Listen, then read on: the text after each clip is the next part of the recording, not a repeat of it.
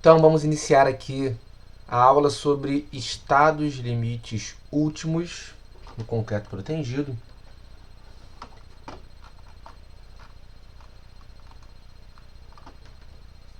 E esses estados limites últimos podem ser os seguintes. Primeiramente, o mais tradicional de todos, que é o da flexão simples, no qual aqui a gente está tratando sobre estações normais. Então, nesse caso, em relação a carregamentos externos, temos apenas momentos fletores. Então, o equilíbrio de esforços externos através dos esforços resistentes internos é obtido através das relações constitutivas dos materiais, que é bem similar aí ao concreto armado, como a gente vai ver. Flexão composta também com solicitações normais. Agora a gente tem aí também, além de momentos fletores, temos também esforços normais externos. Então, da mesma forma, se dá o equilíbrio aí dos esforços externos através dos resistentes internos, que são obtidos através das relações constitutivas dos materiais, aço passivo, aço ativo e concreto, né? Então aí é um caso típico de flexão composta e estamos falando aí de solicitações externas, certo? Ou seja, não tratando da proteção.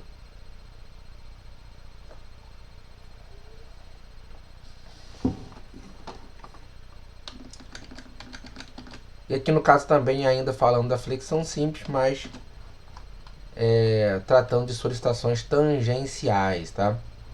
Então aí temos a resistência no âmbito do equilíbrio de esforços associados a tensões de cisalhamento. Então a gente vai ver aí de maneira bem específica para cada caso, né? No caso de vigas, seriam aí tratados os esforços cortantes dentro, né, de um dimensionamento acortante tradicional, quer dizer, com as considerações adicionais pelo fato da peça ser protendida. E no caso de lajes, também podemos tratar com o dimensionamento acortante, como também o efeito de punção, quando a laje apoia diretamente nos pilares. Bom, aqui a gente vai tratar de forma mais específica o estado limite último de flexão simples, aonde temos apenas momentos fletores, que é o mais tradicional aí para vigas e lajes submetidas aí a cargas verticais. Então seria aí a obtenção da famosa armadura passiva, né, ou verificação do estado limite último com a obtenção da armadura passiva e da armadura ativa, né, na realidade do conjunto de armaduras que estarão fazendo parte da resistência à tração para a solicitação externa de momento fletor. A gente vai focar aqui tratando inicialmente a parte teórica desse mecanismo. Então, é uma verificação que a gente vai fazer de uma forma análoga ao concreto armado, certo? Então é preciso atender ao estado limite último. Então vamos falar aqui do esgotamento da capacidade resistente à flexão, ruptura por flexão, no caso para momento fletor. Bom, então vamos aqui fazer algumas considerações, como já foi feito, né? Flexão simples para carregamentos externos, situações mais usuais aí em vigas e lajes, né? Sem esforços normais dos carregamentos externos. Então a gente vai tratar de uma forma que vamos fazer uma analogia ao que tem no concreto armado. Então aqui eu vou mostrar uma seção transversal. Então vejam, basicamente o que a gente vai ter aqui em relação, né, a gente está sendo submetido aqui a peça a um momento fletor externo, né, como está mostrado aqui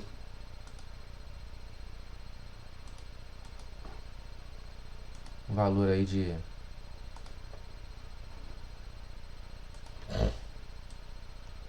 MD, esse é o carregamento externo, já das combinações, certo? Então, tradicionalmente aqui a gente tem, né, a parcela de compressão não linear, já simplificada por um retângulo, conforme permite a NBR 618. Então, adotando aqui já a simplificação dos y igual a 0,8 de x, então a gente vai tradicionalmente fazer dessa forma, certo? E agora a gente vai ter aqui, além da força resistente à tração correspondente à armadura passiva, a gente vai ter também, fazendo parte aqui do mecanismo resistente, a parcela da proteção. Ou seja, a gente vai ter aqui uma armadura AP, né, de área AP, armadura ativa, e uma tensão de referência. Com isso a gente vai chegar na força aqui designada RPT. Então, designado dessa forma aqui. Ok. E teremos aqui as parcelas aí de εP e εS.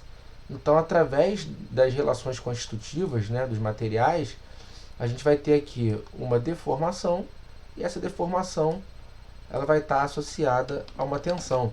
E assim como no concreto armado, vai existir apenas uma deformada de ruptura no estado limite último, que vai equilibrar aqui esse momento. Esse conjunto aqui, eu vou ter apenas sempre uma deformada, né? E aqui a gente está mostrando a deformada. Deixa eu fazer aqui essa deformada aqui. Só vai existir uma deformada entre os domínios de ruptura. Então, assim como no concreto armado, a gente tem aqui essas possibilidades aqui de domínio de ruptura. Então, sempre, necessariamente sempre, a gente vai ter aqui uma deformada que vai cair aqui nesses domínios, né? Para vigas, tradicionalmente aqui a gente vai ter domínios 2 e 3, né? Vigas e lajes, né? Elementos submetidos à flexão simples. Eventualmente no 4 aqui, não desejável para vigas e lajes. Mas a gente vai ter necessariamente aqui, a gente vai ter aqui, por exemplo, né? Caindo no domínio 3, por exemplo, eu vou ter sempre uma única deformada na ruptura, sempre uma única que vai aí apresentar aí, por exemplo, né? Ou o concreto vai estar rompendo, né, na deformação aí convencional de estado limite último, ou o concreto vai estar rompendo a 3,5 por mil, ou o aço vai estar aqui escoando. Então, aqui no domínio arbitrariamente, eu vou ter uma sempre que vai apresentar aqui essas condições aqui, né, através dessa deformada, eu vou ter aqui essas condições que vão equilibrar o momento. Então, sempre vai ter uma única condição. Então, por exemplo, né, no concreto protendido, a gente pode estimar aqui pela verificação de tensões um AP, e aí a gente vai encontrar um RST. Então, a gente vai ter um conjunto aqui de forças, né, cujo somatório aqui,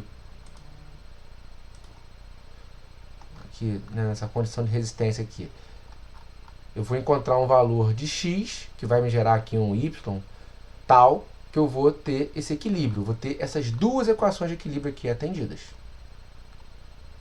Então, vou sempre ter um único valor de X, não vai ter dois, que vai satisfazer aqui essas equações de equilíbrio, que eu vou ter um somatório de forças igual a zero, ou seja, a força de tração, as forças de tração vão equilibrar a força de compressão, e o momento aqui também formado aqui pelas forças resistentes, certo? Vão estar aqui equilibrando o momento externo, né? Então, aqui tem o momento externo e os momentos das forças aqui. Então, a gente vai ter sempre aqui necessariamente essas equações de equilíbrio atendidas, tá? Então, muito importante aí que a gente tenha isso em mente. Aqui eu fiz somatório de momento na realidade em relação a esse ponto aqui, né? Que aí eu anulei, né? Quando eu faço somatório de momento em relação a esse ponto aqui, o momento dessa força aqui da proteção vale zero, né? Que a força coincide com o ponto. Então, uma equação de somatória de momento, aí acabou sobrando só aí a parcela do concreto armado. Então aqui é um caso mais complexo, que realmente é mais comum. Hoje em dia, com ferramentas computacionais, algoritmos, a gente consegue resolver facilmente isso, né? Encontrar aí essas equações de equilíbrio para serem satisfeitas, e com isso a gente encontrar, no caso aqui, qual é a incógnita, né? Se a gente consegue encontrar o RST, certo? A gente encontra a armadura passiva, por exemplo, né? Considerando fixada a armadura ativa. A gente tem várias formas aí de resolver o estado limite último, mas essas equações são a chave aí para a gente poder estar resolvendo, certo? Tá resolvendo aí a nossa viga ou laje. Então vamos mostrar aqui as diferenças, né, para o concreto armado, né? Quais são as diferenças essencialmente aqui. Porque na realidade isso aqui é um estado convencional. Por que um estado convencional? Depois a gente vai falar aqui desse estado de neutralização, certo? Já vamos na sequência falar. Mas basicamente o que a gente fez? Essa força aqui, né, dentro de uma seção transversal, a gente sabe que existe na realidade aqui uma compressão, né? A gente tem uma compressão na seção.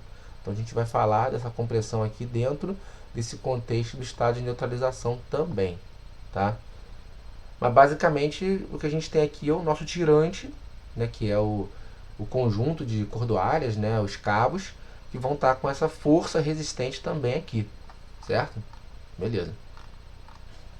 Mas as diferenças fundamentais são as seguintes, né? O que a gente tem aqui de diferente, né, do concreto armado, né, já que a gente fez a similaridade. Para obtenção da tensão de tração, além da deformação de estado limite último, que é essa aqui, então assim, quando a peça ela está submetida aqui a uma condição que a gente vai dimensionar no estado limite último, ela vai ter essa deformada aqui, que vai apresentar a ruptura de um dos dois materiais, concreto ou aço. Ela vai apresentar isso aqui. Então essa é a deformação, né, que a gente viu aqui. Voltando também, vamos fazer essa ida e volta, né? Então essas deformações aqui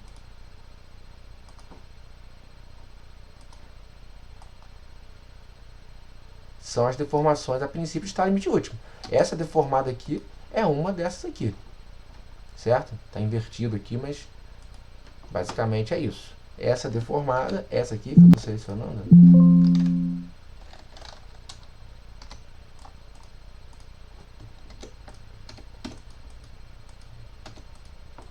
essa que eu estou selecionando é a deformada estado limite último. Só que além dessa deformada, no concreto armado só tem essa deformada. Ele parte de uma deformada igual a zero, e no estado limite último ele tem uma daquelas deformadas ali, para equilibrar o momento externo também, né? Isso é comum.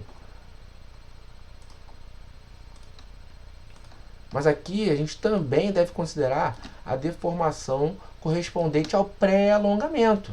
Então, como a gente sabe, na realidade o tirante, a peça ela começa a trabalhar com a armadura já tensionada. Então a gente já parte ali de uma força.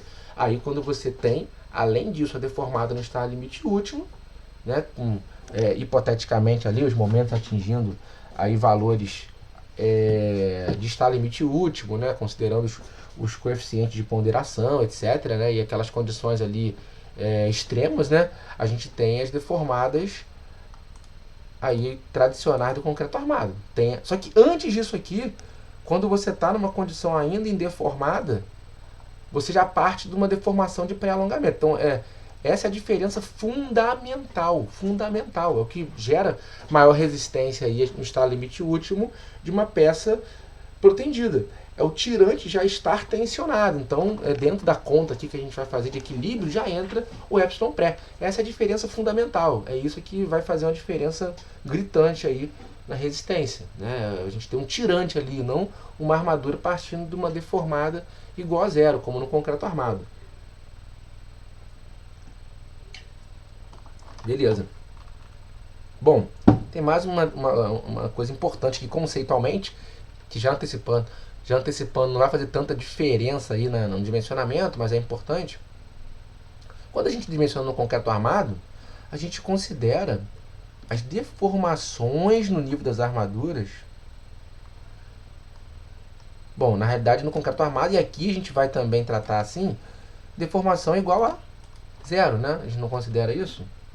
A gente considera essa deformação aqui igual a zero. A gente parte aqui, e a gente vai fazer isso no concreto protendido também, embora não seja verdade, né? A gente vai partir aqui de uma deformação, né? Vou colocar até com uma cor um pouquinho diferente aqui, né? Vai partir dessa deformação aqui igual a zero. Deformada igual a zero. Mas e aí, no concreto protendido essa deformada é igual a zero? A gente não tem o concreto comprimido? Então não é igual a zero. Então não é igual a zero. A gente, no concreto protendido, a gente tem aqui, na realidade, ó, aqui, inclusive quando tem essa densidade, né, não é essa deformação aqui igual a zero. Mas sim, eu tenho uma condição deformada. Então, se eu convencionalmente, já estou antecipando também, vou partir dessa deformada igual a zero, eu preciso fazer uma correção. E já antecipando que é uma pequena correção, né? Então, uma pequena correção. Então, aplicação na peça de concreto. Então, a gente tem uma deformada devido à compressão, conforme é ilustrado aqui. A gente tem essa deformada. Então, o que a gente precisa fazer? A gente precisa corrigir essa deformada. A gente vai utilizar, já estou antecipando que a gente vai utilizar esse procedimento partindo do zero, né? Partindo da deformada igual a zero. Mas aí a gente precisa fazer uma pequena correção, né? É pequena mesmo, porque se a gente for ver aí a deformação do concreto, né, ela vai ser pequena frente aí ao alongamento do aço, né? Já antecipando aí que vai ser realmente um valor menor, mas a gente vai conferir para ver quanto é esse valor, né? E considerar ele ali na conta, né? Para a gente considerar o epsilon, né, do aço, além do epsilon pré, o epsilon está limite último, de acordo aí com o momento fletor, né? A gente vai encontrar sempre uma deformada aqui. Então, esse epsilon aqui, né, no caso, que é aquele epsilon mostrado ali, eu tenho epsilon pré,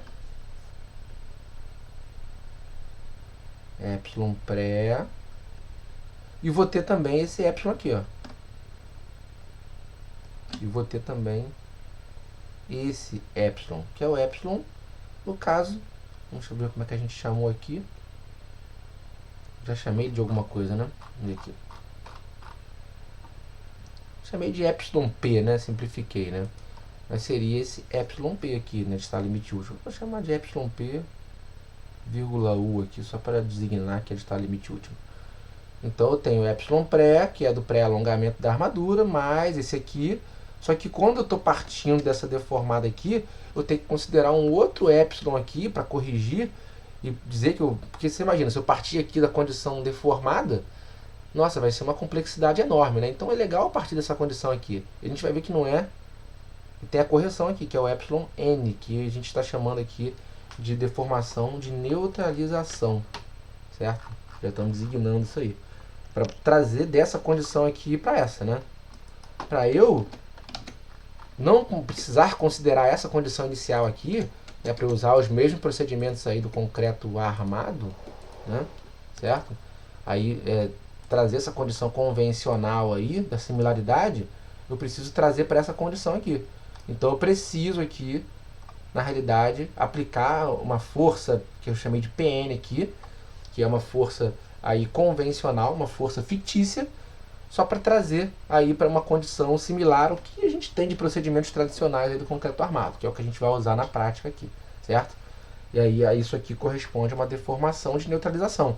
A correspondência dessa força P aqui, então aqui, né, explicando, primeiro teoricamente, né, depois a gente vai fazer um exemplo aí para deixar claro, né, até essa ordem de grandeza das coisas também é fundamental a gente ter. Então aqui a gente tem essa deformação de neutralização, que é obtida através aqui, simplesmente, deformação no concreto, né? Seria basicamente obter essa deformada aqui. E aí eu vou, na realidade, retificar essa deformada para chegar nessa, né? Beleza? Então, vamos ver a ordem de grandeza disso, já antecipando que não é nada demais, né? Assim, considerando que o aço alonga ali, né, no pré-alongamento, e o concreto realmente ele tem ali uma seção transversal substancial, né? Então a condição dele, a deformação dele, que foge dessa convencional inicial que a gente vai considerar, não é grande, né? Certo? Mas aí a gente tem como obter aqui, né, tanto aí como que a gente obtém aqui é da resistência dos materiais, né, tradicional aí, pra gente obter esse valor aqui, né. Essa é a deformação. E aí para obter aí a força PN, né, a gente também parte aí, né, considerando a força adicional aí, a gente considera a partir da força PD que a gente vai ter, o adicional, que entra aqui, no caso, o AP vezes o sigma CP aqui, que é o alfa P primeiro aqui, né, que vai considerar aí essa correspondência. E basicamente a gente tem aqui a deformação de neutralização e a tensão no concreto, né? Certo? Aí dependendo da aplicação a gente vai utilizar um ou outro. A gente vai ver na prática isso aqui, vai fazer um exemplo bem claro aí para mostrar aí como que a gente procede para fazer essa correção aí, né? Mas é pequeno, é um ajuste, tá? É um ajuste fino aí que muitas vezes é até desprezado, já antecipando aí, mas para que a gente tenha essa utilização é o ideal, tá?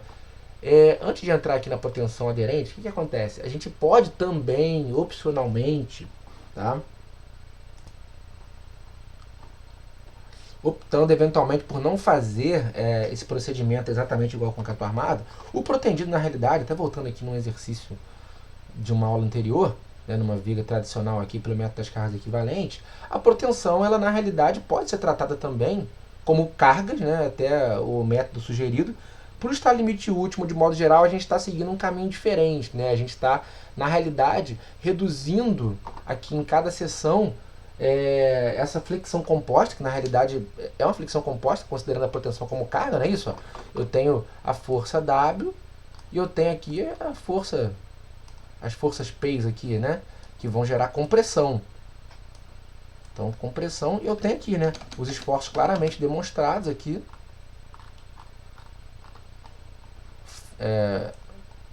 Essencialmente aqui.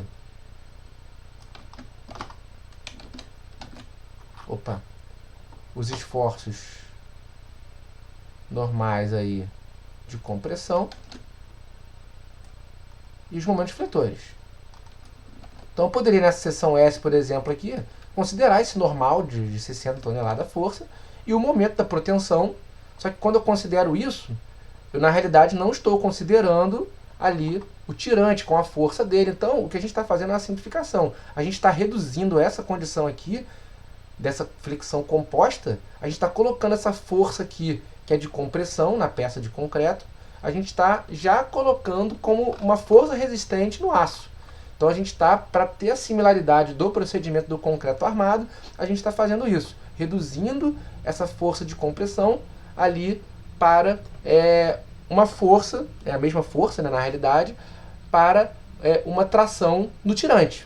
Então o que a gente está fazendo é isso, é reduzindo um mecanismo que realmente é de flexão composta para um mecanismo de flexão simples. Estamos, na realidade, transformando convencionalmente um mecanismo que é essencialmente de flexão composta, mesmo que não tenha normal do carregamento externo, a gente, tratando a proteção como carga, tem aqui esse normal de compressão. Então o que a gente está fazendo é isso, tá? Tem a opção também de tratar a proteção como carga e fazer uma verificação como flexão composta aí pela proteção através do normal e do momento. Mas o que a gente está fazendo é justamente o quê? Trazendo esse valor aqui, tá, para a força no tirante. Então é um procedimento convencional na realidade para utilizar aqui a metodologia do concreto armado, certo? Que é o que a gente está fazendo aqui. Para poder fazer isso, para partir aqui de uma deformada igual a zero, né? Até eu estou mostrando no lugar errado aqui, né? Desculpem, é aqui, né? A condição de deformada igual a zero. Aqui eu, inclusive, já tenho a compressão, né? Então estou partindo daqui. Para eu partir daqui, realmente, a gente precisa reduzir essa força normal de compressão para uma força que está ali no tirante, tá? Então ela está aqui considerada no dimensionamento. Então é o procedimento usual. Excelente, certo? Então só para mostrar aqui o que a gente está fazendo, né? No exemplo a gente vai deixar claro isso. Bom, ok. Então vamos tratar aqui os tipos de proteção e essa consideração para o estado limite último. Então, começando aqui pela proteção aderente, a gente tem aqui o εPN, né, que a gente já falou dele, a deformada de ruptura, e aí a gente tem, né, essa deformada aqui, que soma assim, a correção para trazer para a condição de deformada igual a zero, similar ao concreto armado, certo? E o εP, que é o estado limite último, né, como a gente já viu aqui, né? Então, basicamente, a gente está colocando, além do εP, só o εN, certo? E agora, o que a gente vai fazer? A gente precisa adicionar quem aqui também?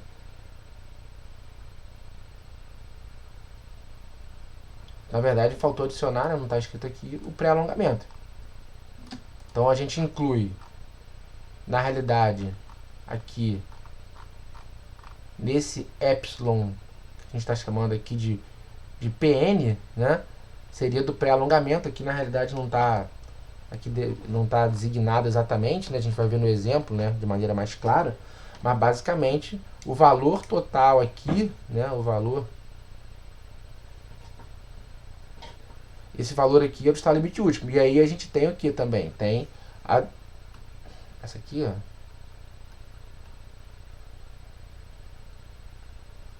Essa aqui já inclui, né, nessa formulação aqui, como a gente mostrou.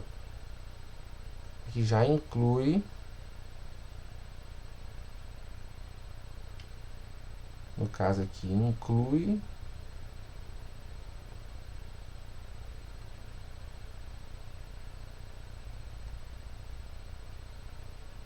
epsilon pré.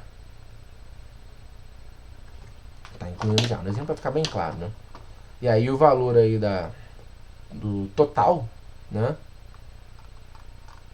A gente vai fazer o quê? A gente vai obter o valor total, que é o quê? Voltando aqui, né? Que é o somatório dessas aqui do pré-alongamento, mais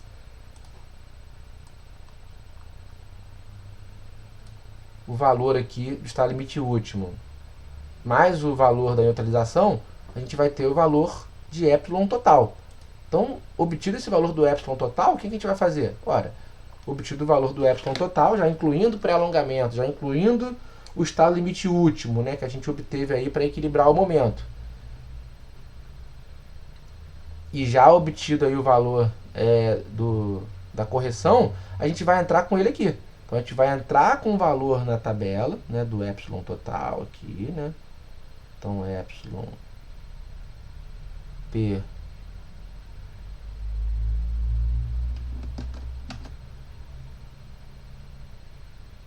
total. Eu vou entrar com ele aqui na tabela, nesse gráfico, né, que é o gráfico aí de tensão e deformação.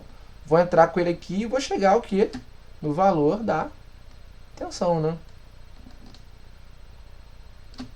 Vou obter aqui o que? O valor que eu estou chamando aqui de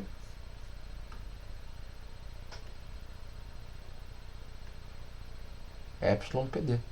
Chegar aqui nesse valor, que é sigma PD, né? Desculpa. Então, o procedimento para dimensionar o estado limite último, para obter a força, é esse. Eu vou equilibrar o momento, né, com uma deformada, vou encontrar a deformada tal que equilibra o momento, vou chegar na deformação aqui de estado limite último, já tenho a deformação aí de pré-alongamento, né, que é a força correspondente à força da puxada, vou fazer a correção aqui, né, para chegar aqui nessa possibilidade, né, para adequar a essa possibilidade aqui, né, que a gente está já colocando como premissa, que é considerar a peça partindo de uma condição indeformada, e vou chegar no valor do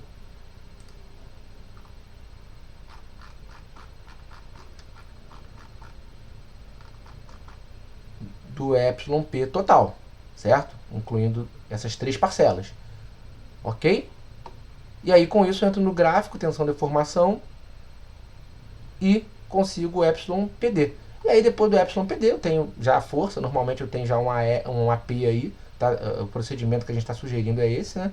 E aí show de bola, já tem aqui o valor que vai ser a parcela aí resistente à tração, né? Dos meus esforços resistentes que vão ter que equilibrar os esforços solicitantes. No caso, momento solicitante, MD, vai ter que ser equilibrado pelo momento resistente aí pelos mecanismos de tração, que está aqui por enquanto só com a armadura ativa, certo? E com concreto a compressão. Então, bom, obtido esse valor aqui, eu vou comparar com a força RCC, certo? Vou ver se, né, assim, a gente vai eventualmente identificar que não precisa da armadura passiva. Só que quando que não precisa? Lógico que a gente vai ter pelo menos armaduras mínimas. Mas quando que não precisa da armadura passiva? Ora, se essa força aqui, né, já só pela parte protendida, né? Se eu tenho aqui, no caso, né? Se só essa força aqui for suficiente para equilibrar, se dentro do obtive aqui a deformada, considerei aqui todos os epsilon, né? Já o pré-alongamento, o epsilon está limite último aqui, obtido lá nos ábacos, né? Se eu cheguei nesses valores aqui e obtive o equilíbrio, se esse valor aqui é maior do que RCC, eu precisava de um RCC para equilibrar o momento, eu tive um valor maior. Ora, então não preciso de RST. Então nem preciso, nesse caso, desse cara aqui, ó, não preciso dele. Por quê? Porque eu consegui equilibrar só com esse. Então, se o RPT for maior do que o RCC, beleza, não preciso de armadura passiva. Então o cálculo é esse. Tenho lá meu MD, que eu obtive lá da análise, né, do programa, né, com as combinações de estar limite último. Cheguei aqui na deformada de ruptura, que vai aí ter uma deformação εP. Estou falando só da armadura ativa, de proteção por enquanto. Estou narrando aqui, mas a gente vai fazer no exemplo, né? Tá? Mas é só para a gente contextualizar a parte aí teórica, né? Beleza, se eu obtive o RPT, né, como a gente viu aqui, maior, né, do que o que eu estou chamando de FD aqui, né, mas enfim, FD seria o meu RPT ali. Se é maior, se é menor, beleza, né? No caso aqui seria se fosse maior, né? Então teria que ter uma correção aqui para fazer. Mas aqui tá certo, ó.